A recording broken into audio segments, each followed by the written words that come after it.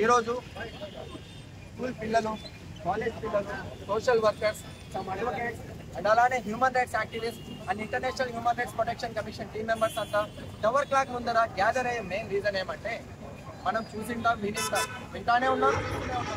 Doctor అభయ రేపు మన అందరికీ తెలిసిన ఇది జరిగింది, కానీ స్టాప్ కావాలి. ఇలాంటి డాక్టర్ అభయాలు ఎంతో మంది వస్తున్నారు. ఇలాంటి డాక్టర్ అభయ లాంటి కేసులు ఎంతో జరుగుతున్నాయి. కానీ వీటందరికీ ఫుల్ స్టాప్ లేదా?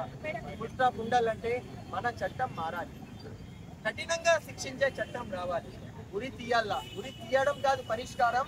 మరి రోడ్లో ఎప్పుడు వరకు అయితే మనం నరకడమో, తప్పు చేసిన వాడికి అప్పుడు వరకు ఇలాంటి తప్పులు జరుగుతూనే ఉంటాయి.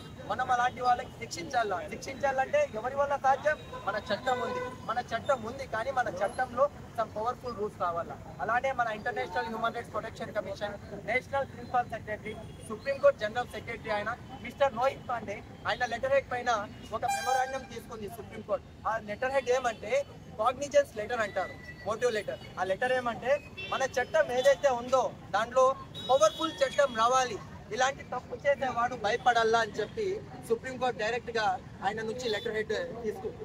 అలాంటి చట్టం మన డాక్టర్ అభయ నుంచే స్టార్ట్ కావాలని చెప్పి ఈ రోజు నేను డాక్టర్ అభయ అన్నగా, డాక్టర్ అభయ తమ్ముడిగా, డాక్టర్ అభయ ఫ్యామిలీలో ఒక్కరిగా మీ ముందర నేను కోరుతున్నాను. అలానే చట్టం మారాలంటే మాకు మన నుంచి అవుతుంది. మనం ముందడుగు ఎంత వరకు చట్టం మారదు. మార్పు ఫస్ట్ మనలో ఉంటుంది, మన నుంచే మార్పు అవుతుంది. మనం మారేంత వరకు సొసైటీ మారదు. మనం మారాలంటే సొసైటీ మారాలంటే ఫస్ట్ మనం మారాలి.